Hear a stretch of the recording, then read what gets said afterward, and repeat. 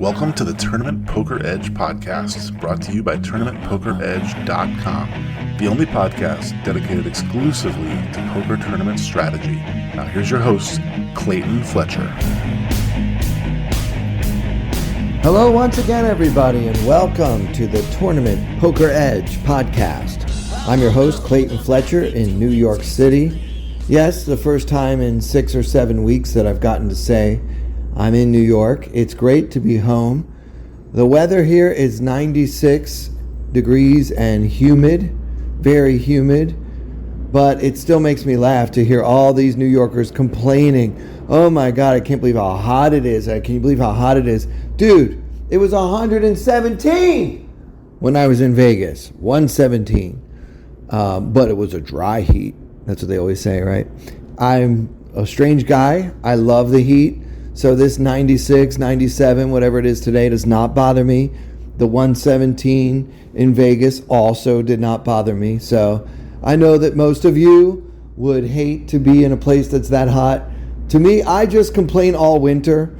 So I can't complain at all in the summer, no matter how hot it gets. It always makes me laugh, though, when people are surprised how hot it is. It's July in New York. Like, what do you think? Anyway, we're not here to talk about the weather. We're here to talk about the World Series of Poker, which is now officially over. And I just want to pick up where we last left off with our hero having made day 2 of the $1,600 mystery bounty tournament at the Wynn. Now, you guys know that for years now I've been very much looking forward to playing day 2 of a mystery bounty event and having a shot at getting an envelope with some kind of mystery prize in it. I was very excited to be joining the field on day 2. There were something like 230 players remaining in the tournament, and I had an average stack that had me in about 75th place, thereabouts. So, yeah, I started the day with almost 300K. I mean, the chip leader in the tournament had over 1 million. But, yeah, I was on page 2 of the 5-page printout of all the remaining players heading into day 2 of this big tournament. It had a $1.5 million guarantee, which was absolutely obliterated, perhaps because of its placement after the main event, but when people were still in Vegas looking for something to play, and this felt like a great opportunity to maybe save a summer. That's the way I was looking at it. And they had a guarantee of one $100,000 envelope. But when I arrived, I was very pleased to see that they were actually going to be awarding 3 $100,000 prizes, along with 10 $50,000 prizes. Of course, most of the envelopes would just be for $500. A few of the $500 envelopes also had a like $500 plus pick another envelope. And one of them even had $500 plus pick 3 more envelopes. So I'm looking around. There's like 230 players left. And, oh, by the way, guys, first prize in this tournament was $280,000. That doesn't even include the bounties. So, yeah, there was a lot of money involved here. The top 3 prizes were all 6 figures. So here I am with an average stack and not that many familiar faces remaining in the field. No big names were around, and certainly no one that I recognized at my table. I had the 3rd largest stack at my table, so we had a couple of real shorties there, and I was looking to get involved in doing a little bit of bounty hunting if the right opportunity came up for me to hunt for some bounties. I was seated next to the table chip leader on his left. He was an Eastern European gentleman. I thought he might be Croatian or perhaps Hungarian. Most of the stacks at our table were around 150,000 or less.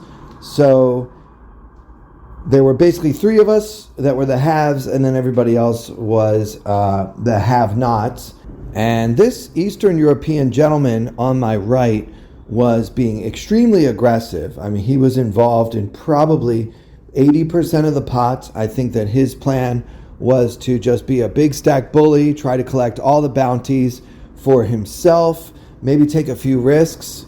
Sure, if I can risk less than 25% of my stack, and go in with any reasonable hand like King 4 suited, maybe a hand like Jack 10 against a short stack all in, and have a shot at collecting a bounty that could be worth $100,000, why not? At least until his stack got a little closer to average. I think that many of you would be surprised at what the correct strategy is in a tournament like this. A full 1/3 of the prize pool. The prize pool was 3.1 million, and over 1 million of that prize pool was in those bounty envelopes. So yeah, it's well worth it to try. If it's not going to cost you your big stack dominant position, and you can just risk maybe 15-20% of your stack with a reasonable hand, not a great hand or even a good one, but a reasonable hand, you probably should. And I think that in bounty tournaments like this one, or especially PKOs that I have played online, people don't realize how important it is to gamble it up and try to get some of those bounties. So this guy was bullying the table, which kind of took the play away from me. I was hoping that he would be a little tighter so that I could try to get my hands on one of those envelopes myself. So I noticed that he was doing that, and I was excited to pick up a hand and hopefully play back at him. Now, because he was playing almost every hand early on in the first 10 or 15 minutes, and he was having a lot of success, he had built his stack. He started with something like 600,000. He was well over 800,000 at this point. And I was just looking to pick up, really, if he opened from middle position, I was planning to 3-bet him with any suited ace, hands like King Jack, King 10, possibly even Queen Jack, Queen 10. And I was also planning on calling him with lesser hands like suited connectors, Jack 9, etc. That was the adjustment that I was planning to make versus this opponent who was clearly being exploitative and therefore exploitable. Now, when you do that, you also have to remember there are 7 other players at your table, and any one of them could wake up with a hand behind you. So you just can't do this sort of thing too early. Position-wise, you have to be in middle, late, or late position. So that was kind of my strategy that I devised in the moment. And of course, when you play this way against a very aggressive opponent who's trying to be a big stack bully, you end up having to call off a little bit lighter when he decides to keep putting the pressure on. So that was the plan all along. I was basically looking at him like a 2007 Tom Dwan, and I was going to get a pair and hang on for dear life and just hope that he would bluff into me and that I was going to be able to double up. Now, if I double up against this player, I am going to have the second biggest stack at the table and position on the big stack bully, which is a great situation for me. Unfortunately, the cards did not cooperate, and for the first 20 or 30 minutes, I was only dealt hands like Jack Deuce, 8 Trey. These are not what we're trying to pick up, so I just basically had to let him bully the table. And he had great success doing so, and before we knew it, there were fewer than 200 players remaining, and none of the biggest prizes had been claimed yet. So there was something like 195 remaining, and we still had $300,000 envelopes, 10 $50,000 envelopes, or was it 5 50s and 10 25s? Anyway, there were lots and lots of big prizes still to be claimed with only 195 players left. And then the following hand came up. This is not going to be a strategy segment. I think that this is pretty obvious decision for me. Now remember, guys, this tournament is designed to end in 2 days. So even though we started the day with 230 players and the average stack was right around 300,000, which is about what I had. I think I had 289 or something to start the day. it's still designed to get it over with in 2 days. So this is going to be the last day. We're going to get to the final table and play the whole thing out on day 2. So because of that, the structure of the tournament, it's 40-minute blinds, but the blinds are aggressive. And because of the playing style that so many players employ on day 1, the aggressive blinds are eating into everyone's stacks, and the average stack only has an M of about 8. So something like 20 big blinds was the average stack. So at this point, there are 195 players left, and the blinds are 10,000, 15,000 with the 15,000 big blind ante. So we have 250,000 in our stack, and we're below average at this point. It's gone up to about 350. And so our M is only about 6. And we have something like 17-ish big blinds. So that's why this isn't really going to be a strategy segment. I just want to tell you guys what happened and how day 2 went for me. So we're on the button with pocket queens, and the action folds to our big stack presumed Croatian gentleman on our right, who just limps in for 15,000. Now, he did lose the previous pot, and this is the first limp that I've seen him do. I really didn't know what to make of it. I mean, could he be limping with a really strong hand? He does have 3 short stacks, short-ish stacks on his left, myself included. It's a suspicious limp, to say the least. But the way I looked at it, yes, he could be limping with pocket aces here. He could. We haven't seen him limp with anything before. It doesn't really make sense for him to limp with any of his holdings, given the value of the blinds and antes, even to his larger size stack, which is now like over 900,000 or so. So that's one strange thing about the limp. Also, of course, a bounty tournament, a lot of the value comes from busting people, and it's way easier to bust people if you build a bigger pot before the flop than if you try to do so after the flop when they already know whether they have anything or not. So, yeah, I thought it was strange that he limped in, but on balance, although I'm aware that he could be limping with pocket aces, pocket kings, it's just strange. And queens with an M of 6, it's just too strong. So if he's doing that, and this is how I'm going to bust out, so be it. I'm not folding, and I'm not just going to put in a normal size raise, and I'm absolutely not going to limp behind with pocket queens. So I just move all in for 252,000, and the blinds fold, and now my opponent shrugs and calls, turning over pocket jacks. So there is now an 82% chance that we're going to become the second biggest stack at the table and have a good position in terms of gaining the chip lead at that table. So all we have to do is beat jacks with queens, and the flop was clean, and the turn was clean, and the river was a jack.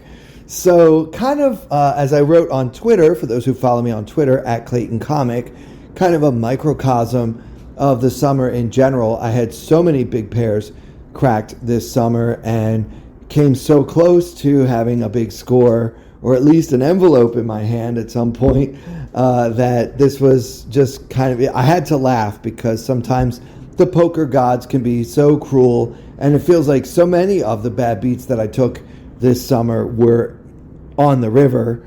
Of course, it doesn't matter whether it's the first card off or the last card off. It just feels a little bit more crushing when it happens on the end. But yeah, I just had to laugh. And look, I came that close to having a stack in this tournament and having a shot at one of those big envelopes.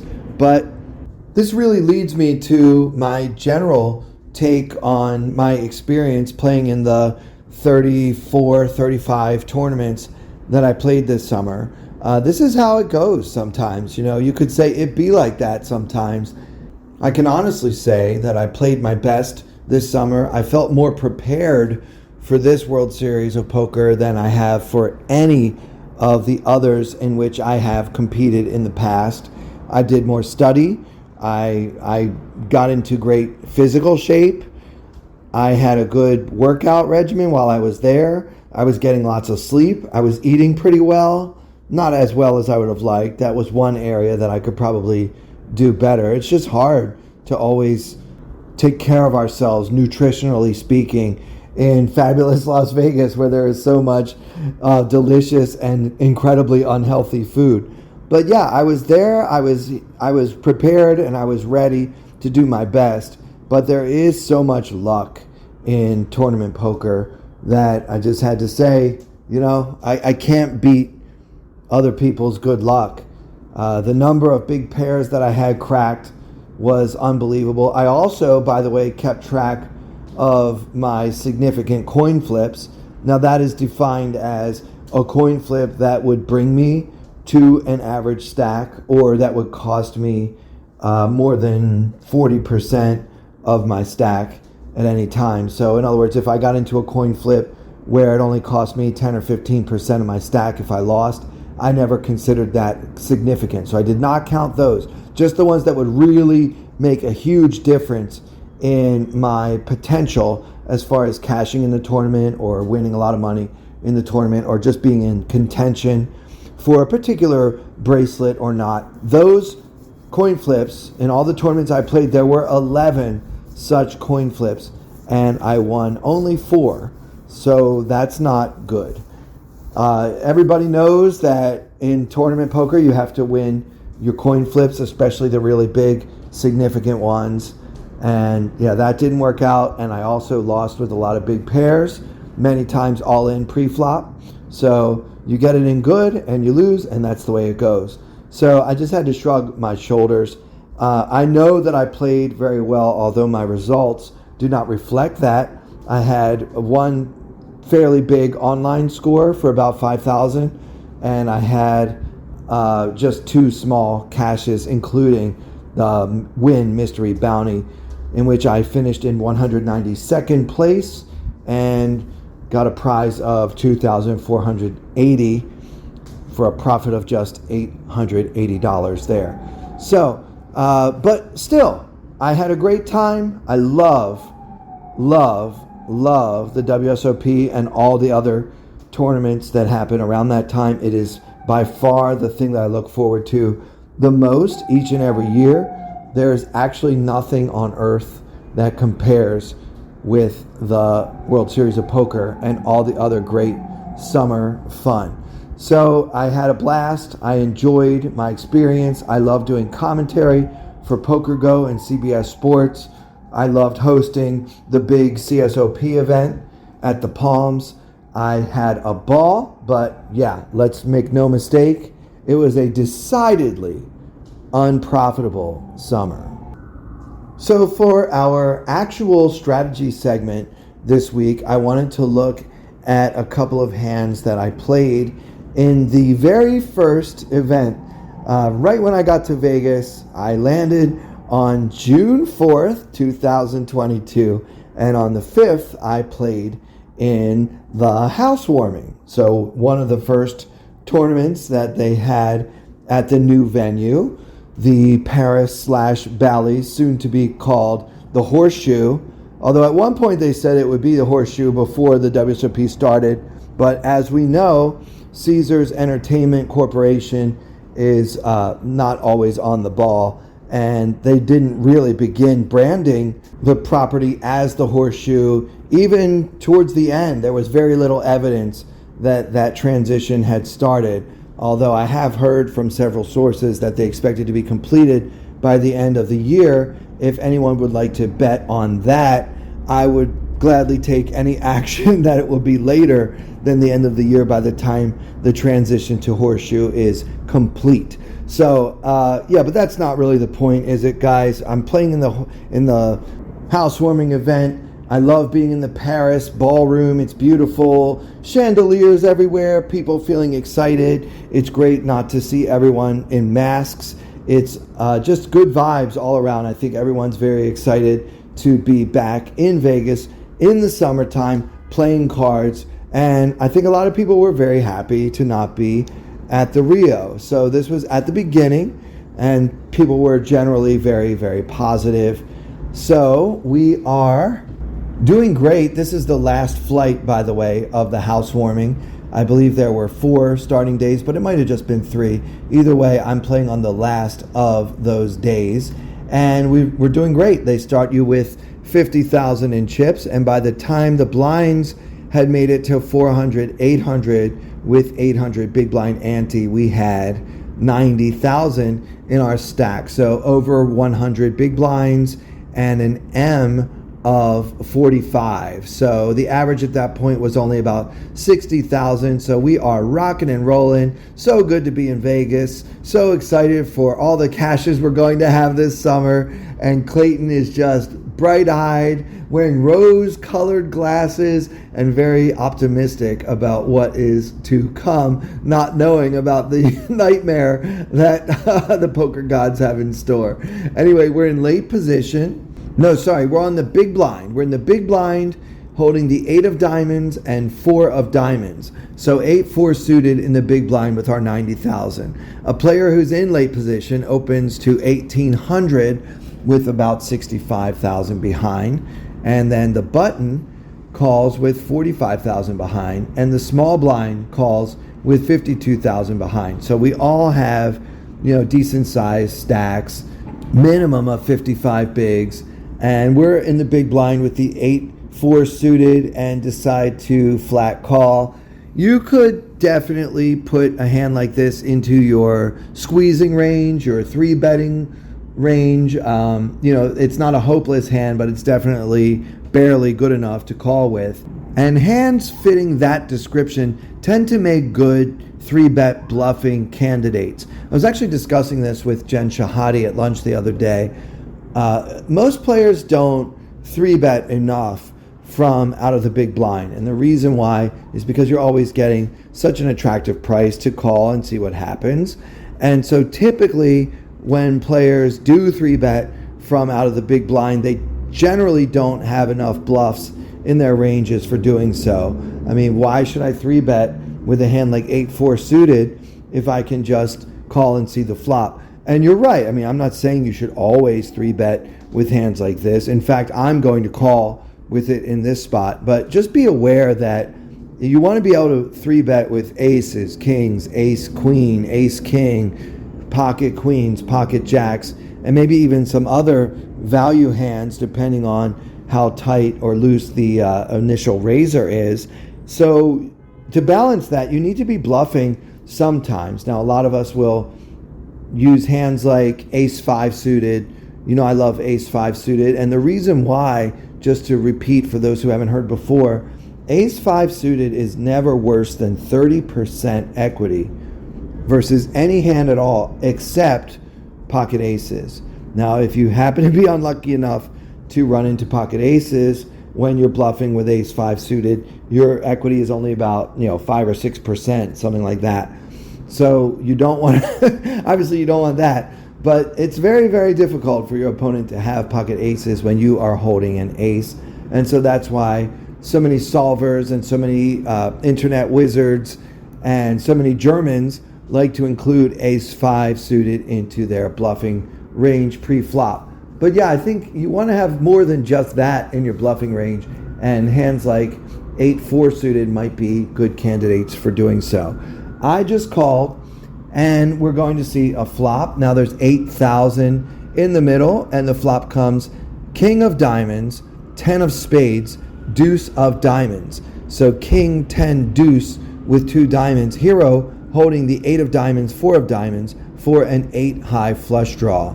The small blind checks. Now, do we think this is a spot to lead out? Well, let's see. There are 4 players in the pot. And given the price that I was getting pre-flop, I could literally have all 2-pair combinations. I could have 10 deuce, king 10, of course, all in my range. I could also have a set of deuces. I could also have just a hand like king 9 for top pair. And I think with all of these hands, I'd like to have some leads in a 4-way pot just for protection and also for value. I may also have pocket tens in my range, which is another possible set. I think I'm pretty much always going to be 3-betting with pocket kings. But yeah, tens it's a little close. I mean, you can, of course, 3-bet. It's a strong hand. But I think it's probably a mix between just calling and squeezing with tens. So yeah, let's say I'll have some pocket tens, all pocket deuces, and all of these 2-pair combos, plus some decent to medium strong king X in my range.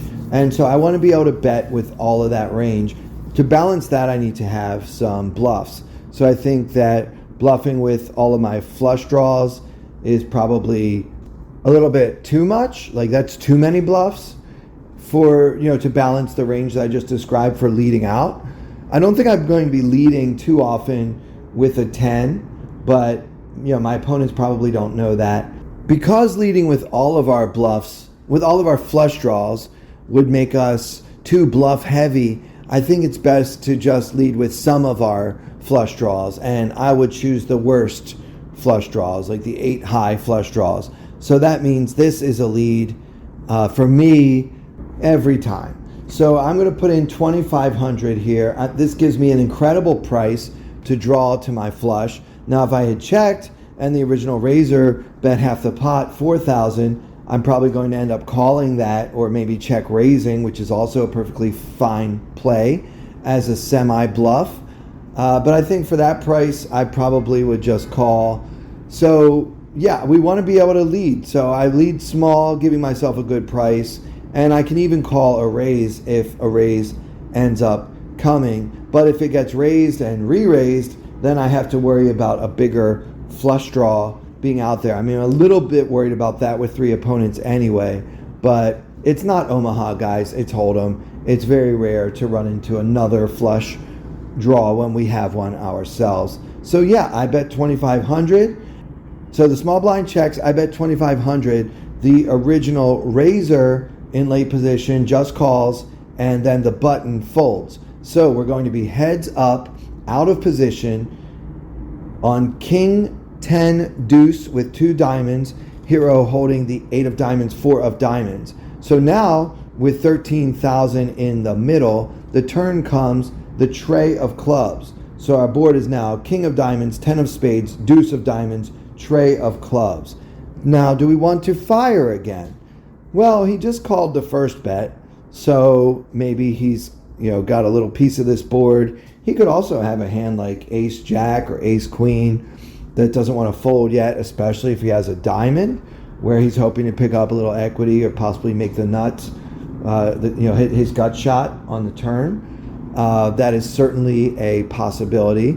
He could also have just a hand like king jack and not really know where he stands and doesn't believe in raising with one pair. A lot of players don't do that, especially when you're playing in a $500 tournament. Players tend to be more passive generally than they would in a higher buy-in. So just because he flat called a small bet doesn't mean we can't put him on top pair. But obviously he's going to have a lot of other hands in his range too. He's getting little over 4-1 on a call, so he might just call with a lot of hands here, possibly pocket nines, maybe not quite ready to fold yet. So do we want to try to barrel him off of whatever he's got? Well, I think you can. I think it's pretty close. Apologies as always, guys, if you hear the sirens right outside my window. I never know if my microphone is picking them up or not, but boy, are they loud in my room here. Anyway, so what was I saying? Yeah, do we want to barrel again? I think it's close between barreling and just checking to see how our opponent wants to treat this brick on the turn. I decided to check in this spot because I generally don't like to do too much barreling versus opponents who don't fold very often. I could put in a really big bet here and possibly even get him to fold a hand like pocket jacks on king 10 deuce, but king 10 deuce tray. I do think that there's a lot of value in betting, but in this spot, I decided to just check. We can check raise if we want, really representing a hand like king 10 or better. That is certainly a possibility, but I think that would kind of depend on my read in the situation and how strong I think my opponent is when he bets, and that's if he bets here on fourth. So yeah, we check, but if you want to barrel again, I'm not mad at you for it, especially when you only have 8 high.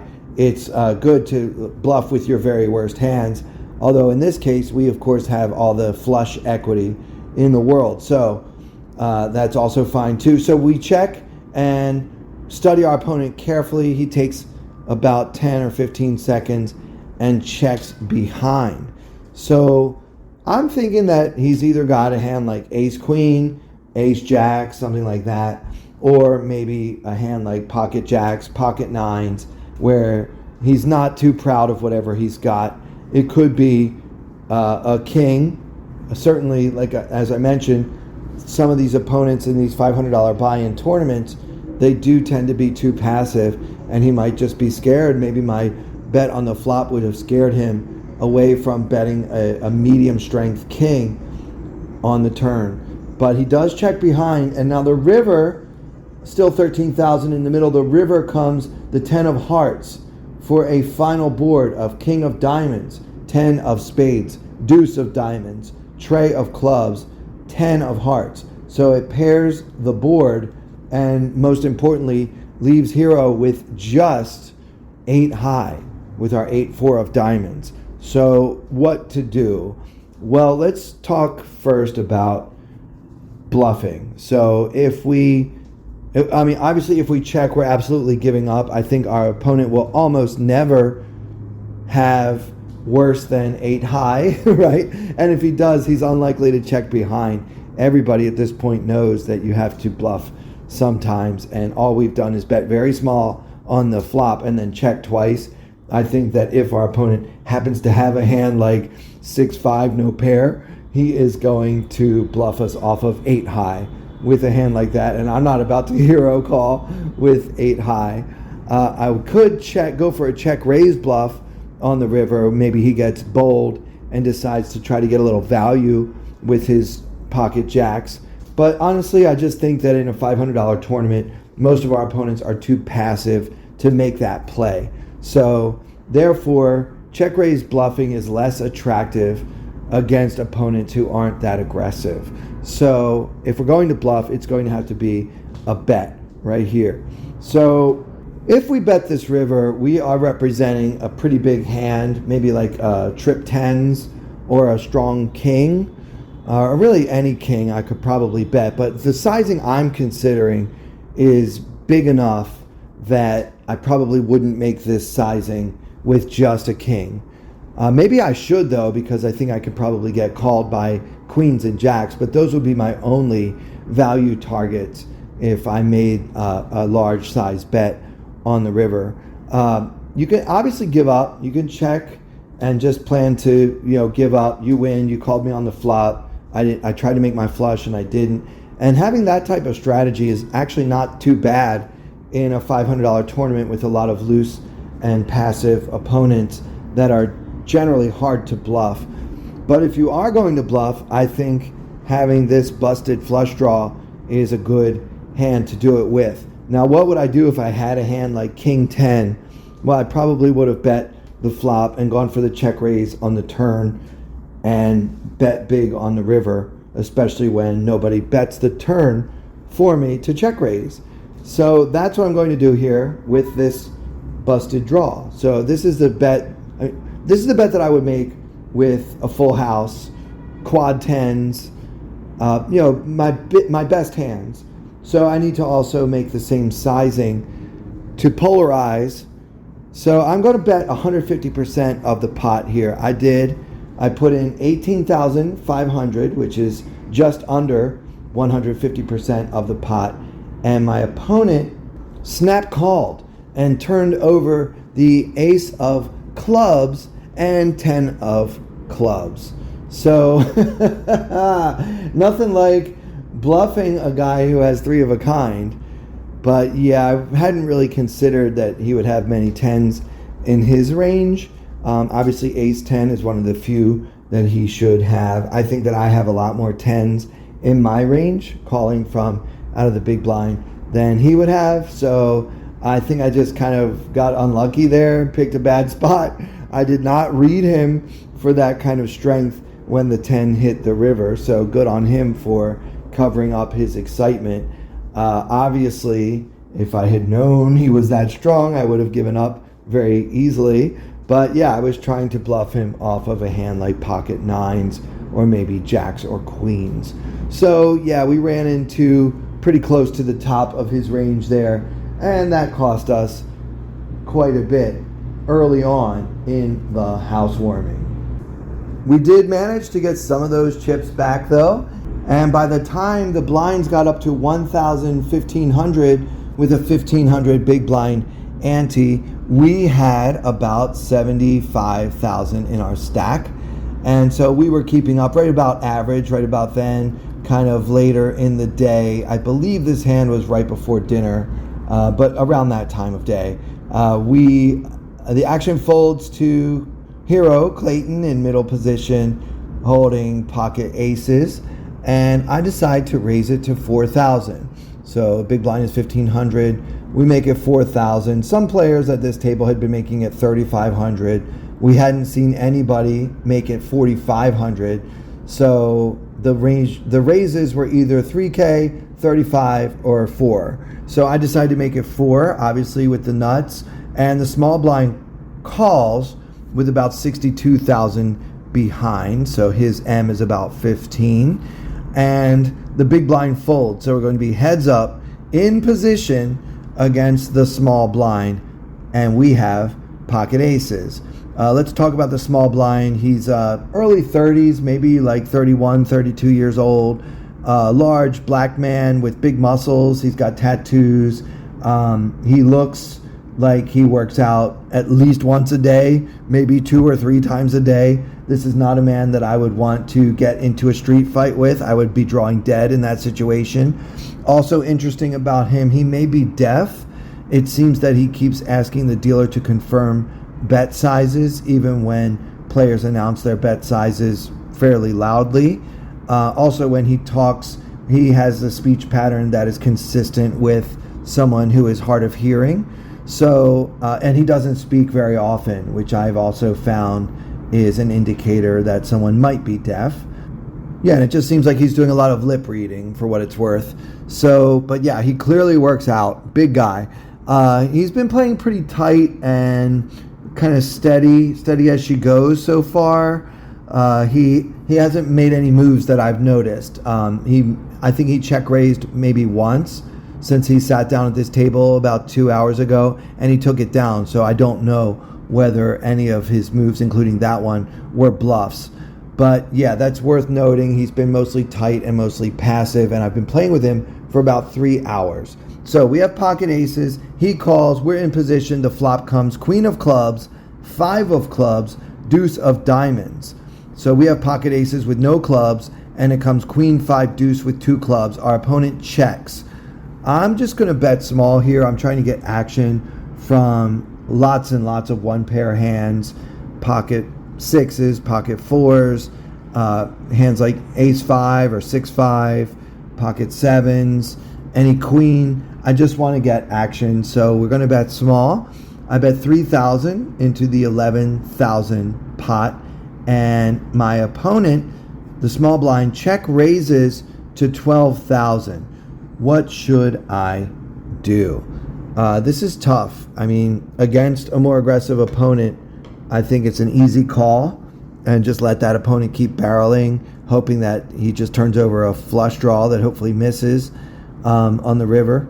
I think against a confirmed rock, we could actually fold to this check raise. Although I think this opponent is mostly tight and mostly passive, and I did note that I hadn't really seen him pull any moves, I'm not ready to say he's a confirmed rock. So for me, I'm not ready to fold just yet. I decide to call the check raise, and I'm hoping that the turn is a brick and that my opponent checks, because I'm not exactly comfortable. Now, against a more creative or more aggressive opponent, I would be thrilled that he's putting so many chips in, because most of the time pocket aces are going to be good on queen 5 deuce. So now with 35,000 in the middle and my opponent with only 46,000 behind, the turn comes the 10 of clubs. So our board is now queen of clubs, 5 of clubs, deuce of diamonds, 10 of clubs. So the flush came in and our opponent, out of position, shoves for 46,000 into the 35,000 pot. So about 33% above the pot size, and he is all in. So what do we think his range is for doing this, guys? I mean, I think that he could very well have flopped a set and is just going to shove, hoping that I didn't make a flush on this turn card. He could have a hand like ace queen with the ace of clubs, because remember, we have aces without the ace of clubs, so that hand is certainly a possibility, and it's just a beautiful barrel card for that hand. He could also have a hand like queen 10, although I would underweight that one a bit, just because I don't think that too many players in the $500 buy-in range are check raising on the flop with just one pair. And the other obvious possibility is that our opponent might have a hand like king jack of clubs and now has a flush and is thrilled and excited to have gotten there, but also worried that I might have the ace of clubs in my hand and doesn't want to take a bad beat versus my ace of clubs if another club comes on the river. So sometimes you'll see this, they'll just go all in with a very, very, very strong hand, but they don't really want to call. So I think on balance, this is a fold.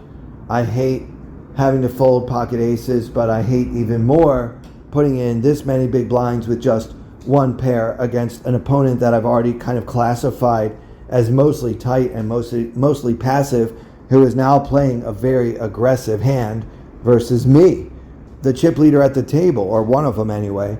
So I did make the fold. I do not know what my opponent had, but that is a hand that has kind of haunted me because it was the first of many times this summer that I had to fold an overpair due to the action given.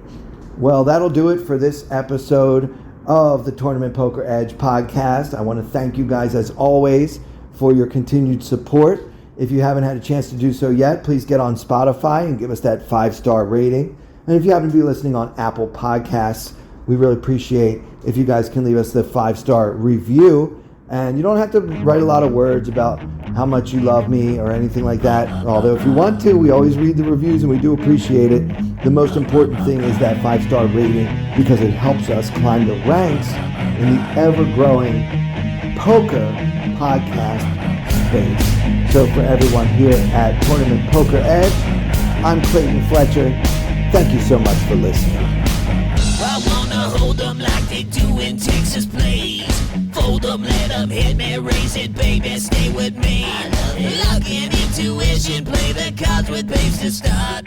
And after she's been hooked, I'll play the one that's on her heart.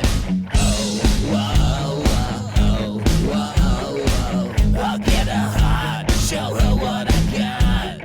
Oh, whoa, whoa, whoa, whoa. I'll get her heart, show her what I got. Can't read mine, no, she can't read a mile. Poker face, she's got to love nobody. Can't read mine, no, she can't read a mile. Poker face, she's got to love nobody. Poker face, poker face. Poker face, poker face. I wanna roll with her, a hard pair we will be. While little gambling is fun when you're with me. I love it. Russian roulette is not the same without a gun. And baby, when it's love, it's not rough, it isn't fun.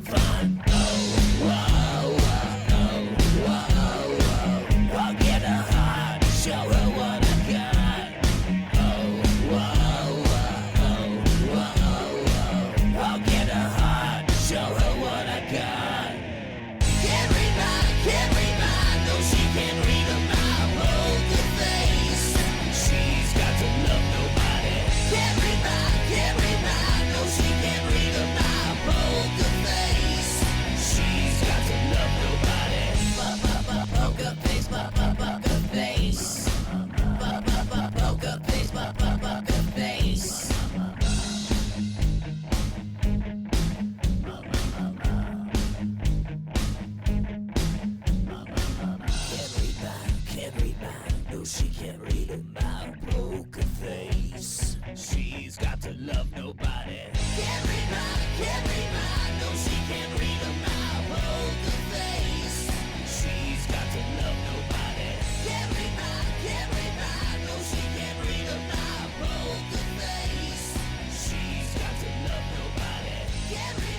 can't read